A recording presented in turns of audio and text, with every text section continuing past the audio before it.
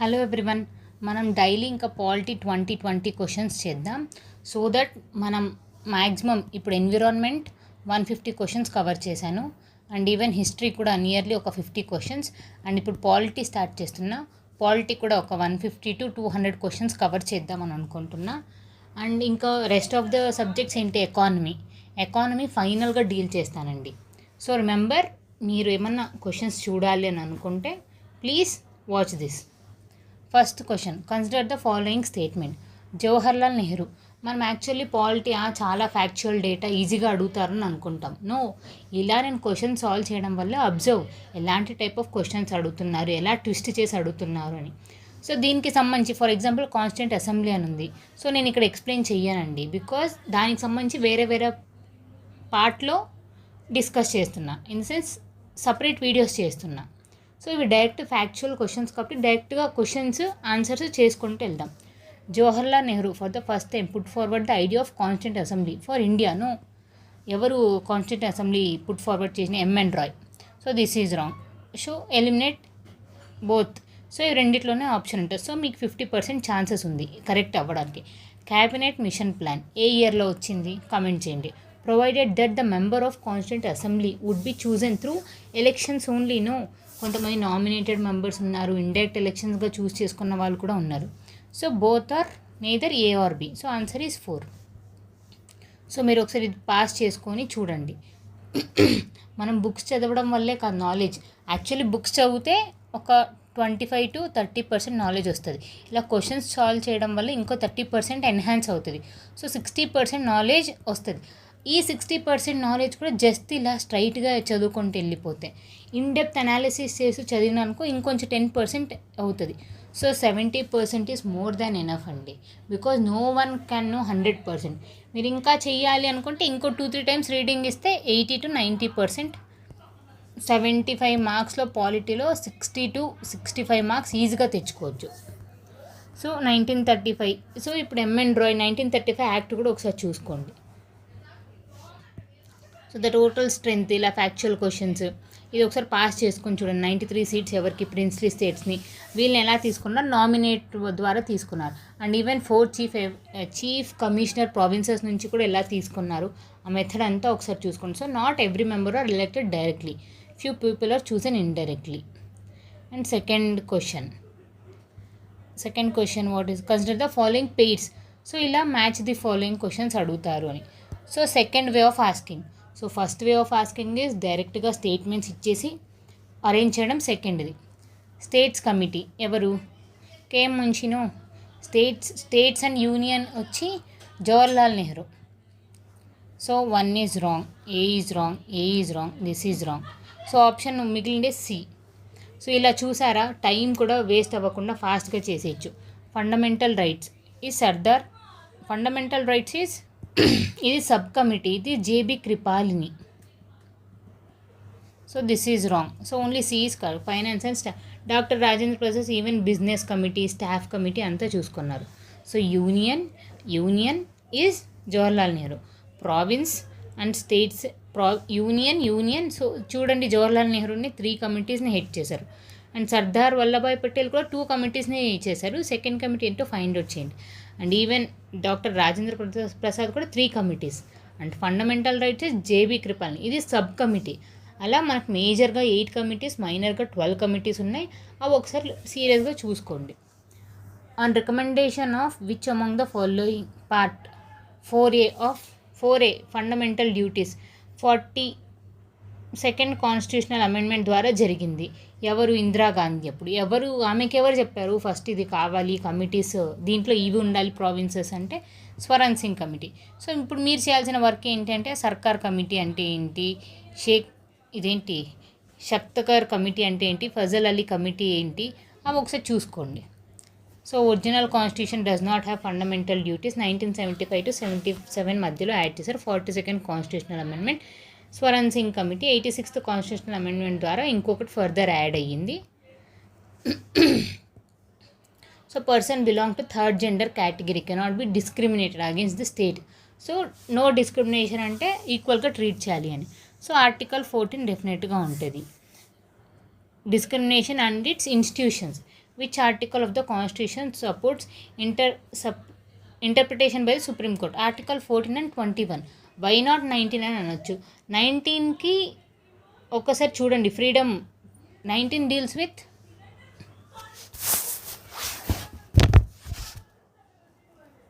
Article 19 మనకేం చెప్తుందంటే freedom, different type of freedom, 6 type of freedoms అవన్నీ ఒకసారి చూసుకోండి. So article 19 is wrong. So article 14 and 21 వచ్చి right to life and privacy. Explanation according to supreme court of India non recognition hijras. ఇప్పుడు LGBTQs rights గురించి చాలామంది మాట్లాడుతున్నారు. So ఒకసారి చూసేసుకోండి article 14, article 21 అంటే ఏంటి అని. 5th question, which one of the following is a correct description of Indian federal system? మనకు తెలుసు ఫెడరల్ అంటే ఏంటి, division of powers between centre, state and even local self government కూడా డీసెంట్రలైజేషన్ అంటారు. సో ఏంటి అంటే డ్యూయల్ సిటిజన్షిప్ ఉందా? లేదు. State has equal representation in council of states? లేదు. ఇది యుఎస్ఏ అని ఎందుకన్నానో ఒకసారి అనాలిసిస్ చేసుకోండి back of the mind. Persons belonging to all India services can be dismissed or removed by states? No. Unlike in the US there is no dual system of courts. Yes, మనకి integrated court system ఉంది, అంటే Supreme Court is the highest body అని. So ఇది ఒకసారి pass చేసుకొని చూడండి. Federal features of Indian constitution ఏంటి, dual polity అంటే రిటర్న్, ఇది ఫీచర్స్ అండి. ఫెడరల్కి యొక్క ఫీచర్స్ అంటే ఏంటి, యూనిటరీ ఫీచర్స్ ఏంటి. మనం ఏంటి, federal plus unitary, but more tilt towards unitary feature. So అడుగుతారు India is completely federal, completely unitary అంటే no, we are both federal and union but more tilted towards union. So ఇదంతా explanation. If possible మీరు ఒక్క second pass చేసుకొని చూడండి. Arrange the following. So ఇలా arrange the following కూడా అడగచ్చు. Cases, నేను ఇంపార్టెంట్ కేసెస్ గురించి ఆల్రెడీ కొన్ని వీడియోస్ చేశాను, చూసుకోండి. ఫస్ట్ మనకు 1973లో కేసు వచ్చింది. 44th కాన్స్టిట్యూషనల్ అమెండ్మెంట్ 1978లో వచ్చింది. అమెండ్మెంట్ ఆఫ్ ద ప్రియాంబుల్ దీనికంటే ముందు జరిగింది. సో అలా ఒక్కొక్కటి రన్ అయిందనుకో. Amendment of the constitution Indira Gandhi అప్పుడు చెప్పింది. 42nd కాన్స్టిట్యూషనల్ అమెండ్మెంట్ ఇందాకే చదివాం 1976. సో సి తర్వాత ఏ రావాలి, దీనికంటే ముందు డి రావాలి. అండ్ ఒక కేసు ఒక బై ఛాన్స్ తెలియకపోయినా బై గాడ్స్ గ్రేస్ కరెక్ట్ అవ్వచ్చు, DCAB. ఇలా కేశవానంద భారతి కేసు అలా కాకుండా ఇంకా different rest of the case, Lily Thomas case, Shreya Singhal case, Kihoto Hollohan case, అలా చాలా కేసెస్ ఉన్నాయి. ఇందిరాగాంధీకి సంబంధించిన కేసు, జయప్రకాష్ నారాయణ కేసు, అలా నంబర్ ఆఫ్ కేసెస్ మనం చెప్పుకుంటూ పోతే చాలా కేసెసే వస్తాయి. ఒక్కొక్కసారి చూసుకోండి. SR Bommai case, important cases అండి. ఇంపార్టెంట్ కేసెస్ ఆఫ్ UPSC అని నొక్కినా యూ విల్ ఫైండ్ అవుట్, అని సెర్చ్ చేసినా you will find.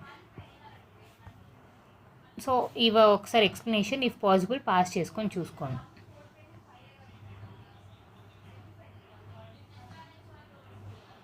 Seventh, fundamental duties. Fundamental duties is not a fundamental duties. National anthem, national flag, to defend the country when called upon, to safeguard all property. ఇది చాలా ఓవర్గా ఇచ్చారు all ప్రాపర్టీని. So this is wrong.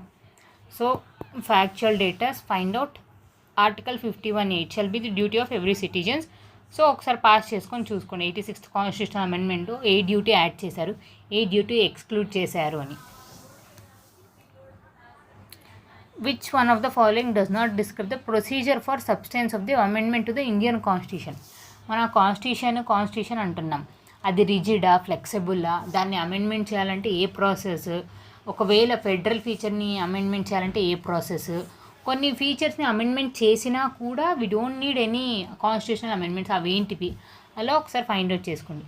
The bill to amend the constitution has to be laid in the house of the union parliament.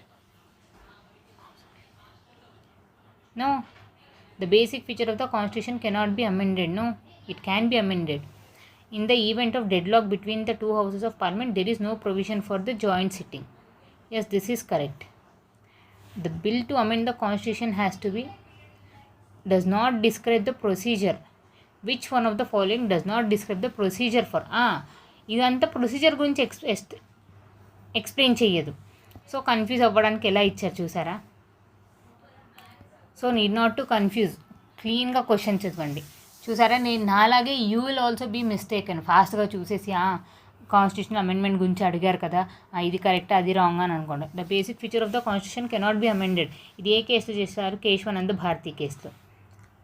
The procedure the bill to amend the constitution has to be laid in any house of the union parliament. ఏదో లోక్సభని introduce చేయొచ్చు, రాజ్యసభని అదే state లెజిస్లేచర్లో అయితే introduce చేయలేము. So all these are correct.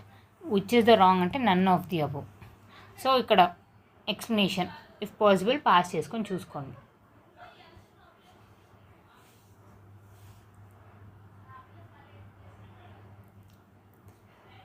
Which of the following best describes a remedy where a person can be commanded to perform some public duty which she has refused to perform? ఇది మనకు heart and soul of the constitution ఏంటి అంటే article 32 అంటాం. ఎందుకంటాం? We have 5 writs. దాంట్లో perform the duty అంటే ఏంటివి? Command. Prohibit అంటే నేను ప్రొహిబిట్ చేసిన. క్యూ వారెంట్ అంటే under what warrant you are doing this అని. సో మ్యాండమస్ అనేది with command. What are you commanding to do your duty? So article 32 ఒకసారి చూసేసుకోండి. So pass this, look after this explanation. చూసారా questions డైరెక్ట్గా, ఇండైరెక్ట్గా, కరెక్టా, ఇన్కరెక్టా, నాట్ కరెక్టా, none of the above, all the above, only ఆప్షన్సా? So number of options. The state reorganisation commission of 1953 was constituted by. మనకి S K Fazal Ali main. State reorganisation act 1953లో constitution చేసిన తర్వాత 1956లో నుంచి మనకు 14 స్టేట్స్ ఫామ్ అయినాయి. ఆ 14 స్టేట్స్ ఏంటి? Rest of the states. ఇప్పుడు మనకు 28 స్టేట్స్ ఉన్నాయి. ఆ లిస్ట్ అన్నీ చూసుకోవాలండి. 15th స్టేట్ ఏది, 16th ఏది, 17th, 18th, 19th అలా. సో ఫసల్ హెర్సల్, Kunzru and Panikkar. Factual data చూసుకోండి. ఇఫ్ పాసిబుల్ ఇదేంటి ఎక్స్ప్లెనేషన్ ఒకసారి చూసుకోండి. And rest 10 questions I'll do here only.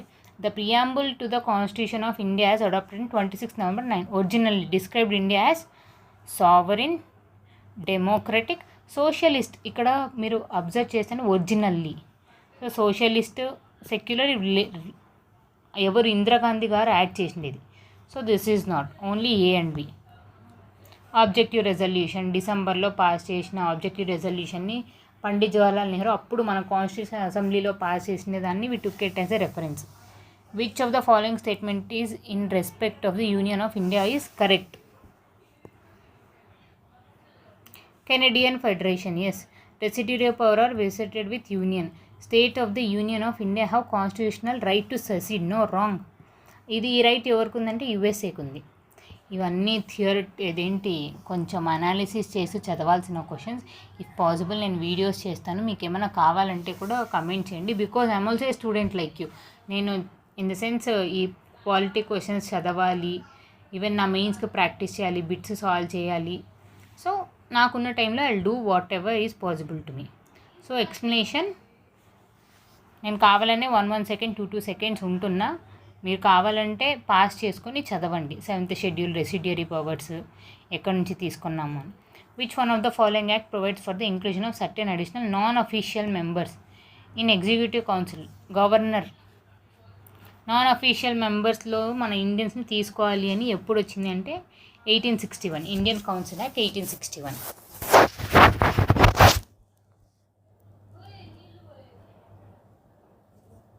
Lord Canning. ఎవరెవరిని తీస్తున్నారు? Banaras, Maharaja of Patiala, Shri Dinkar Rao. Which constitution amendment act enjoined upon the state to provide free and compulsory education to all childrens? So 86th constitutional amendment. So factual data, constitutional amendment ఏం జరిగింది, what are the reasons, article 21A అంటే ఏంటి, article 45 అంటే DPSP దీంట్లో ఎందుకు include చేసినారు, ముందు ఎందుకు ఇంక్లూడ్ చేయలేదంటే మన దగ్గర సరిగ్గా పైసలు ఉండేవి కాదు.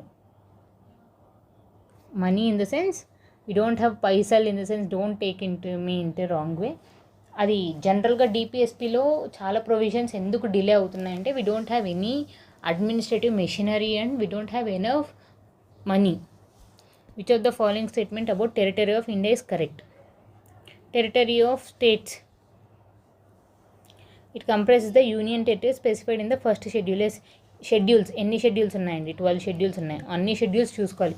ఒరిజినల్ కాన్స్టిట్యూషన్లో ఉండేది ఇప్పుడు ఎలా 4 యాడ్ అయ్యి, ఎందుకు యాడ్ అయ్యాయి, ఆ 4 ఏంటి, దాని అమెండ్మెంట్ చేయొచ్చా లేదా అవన్నీ చూసుకోండి. It may include other acquired territories also. Yes. Article 1 అంటే ఏంటి, 3 టెరిటరీస్ ఆఫ్ స్టేట్ అంటే ఏంటి, యూనియన్ టెరిటరీస్ అంటే ఏంటి చూసుకోండి. ఏది broader term, which of the following statement according to constitution of India is or correct, equality before the law is available to citizens of India only. No, only కొన్ని articles అండి, 15, 16, 19 and ఇంకా 2 articles ఉన్నాయి. Only 5 articles are available to only citizens of India. Rest are available to every one, non citizen అందరికీ. Equality of opportunity in matter of public employments available to citizen of India only. Only B is correct. So 16th only B is correct. Right to freedom of speech and expression is available to all person. No, నేను ఇందాకే చెప్పాను కొన్ని మాత్రమే available to freedom of speech is only citizens. So pass this. ఇప్పుడు చూసుకోండి, which is available to all, which is available to only citizens, which is available to only other citizens. So ఇవి చూసుకుంటే clarity అనేది వస్తుంది. Which one of the following is not provision under the DPSPs. DPSPs అంటే ఏంటండి, ఏ part deals with DPSP? Part 4ఆ, part 5ఆ, part 6ఆ, పార్ట్ 8ఆ, పార్ట్ 4ఆ అవన్నీ చూసుకోండి. Right to work, yes.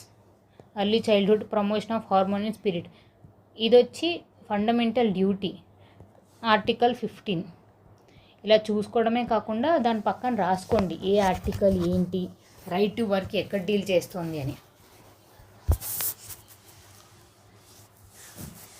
చూసారా ఇక్కడంతా ఎక్స్ప్లెనేషన్లో నీట్గా ఉంది.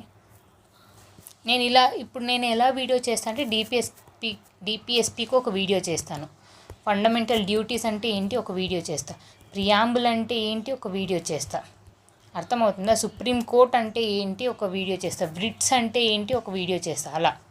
సో నేను ఇక్కడ అన్నీ ఎక్స్ప్లెయిన్ చేస్తూ కూర్చోలేను, మీకు జస్ట్ ఒక ఎగ్జాంపుల్ చూపిస్తున్నా, క్వశ్చన్స్ ఎలా వస్తాయి, క్వశ్చన్స్ ఎలా సాల్వ్ చేయాలి. ఇఫ్ పాసిబుల్ నాతో పాటు మీరు కూడా క్వశ్చన్స్ చదువుకుంటూ వెళ్ళండి. సెకండ్ షెడ్యూల్, 12 షెడ్యూల్స్ చెప్పాను కదండి. సెకండ్ షెడ్యూల్లో ఎవరెవరి గురించి మాట్లాడుతుంది అంటే judge, controller and attorney general he is not included in alliance and provinces. So ఎవరెవరికి ఇస్తుంది 8 మెంబర్స్ అండి, 1, 2, 3, 4, 5, 6 and 7, 8. Who are these 8 members చూసుకోండి. మనకి ఇక్కడ ఉండే వాళ్ళే కాకుండా ఎవరు లేరో కూడా చూసుకునేదే ఇంపార్టెంట్, బికాస్ వాళ్ళనే అడుగుతారు. సోర్సెస్ బారోడ్, మనం ఐరిష్ నుంచి తీసుకున్నాం, జపాన్ నుంచి తీసుకున్నాం, యుఎస్ఏ నుంచి తీసుకున్నాం, బ్రిటన్ నుంచి తీసుకున్నాం, జపాన్ నుంచి తీసుకున్నాం, కెనడా నుంచి తీసుకున్నాం, సౌత్ ఆఫ్రికా నుంచి తీసుకున్నాం. సో ఆ ప్రొవిజన్స్ అన్నీ చూసుకోండి. So bicameralism is correct. USA constitution removal of supreme court, Irish constitution nominate Rajya Sabha మెంబర్స్ని nomination. So all of them are correct.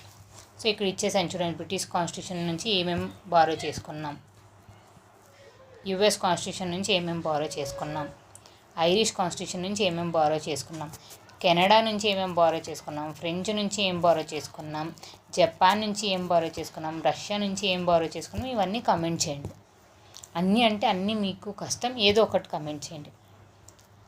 Consider the following statement. The constitution derives its authority from people of India. Yes. In India executive is responsible to legislate. What we need responsible form of government అంటే నువ్వు ఏం చేసినా రెస్పాన్సిబుల్గా ఉండాలి. అదే British అయితే non responsible form of government ఉండేది కాబట్టి we adopted responsible form of government. So both are correct. So see the explanation. So nearly మనం 20 క్వశ్చన్స్ చూసుకున్నామండి. మ్యాక్సిమం అన్నీ కవర్ అయ్యాయి. ఫండమెంటల్ రైట్స్ కవర్ అయినాయి, fundamental duties correct, DPSPs amendments cover చేశాను, source ఎక్కడి నుంచి కవర్ చేశాను. సో ఇలా డిఫరెంట్ టాపిక్స్ నుంచి క్వశ్చన్స్ ఎలా ఫ్రేమ్ చేయొచ్చు అని ఒక ఎగ్జాంపుల్ చూపించడానికి. అండ్ ఫర్దర్ ఇంకా 20 క్వశ్చన్స్ సాల్వ్ చేస్తున్నాం. You will understand. Thank you.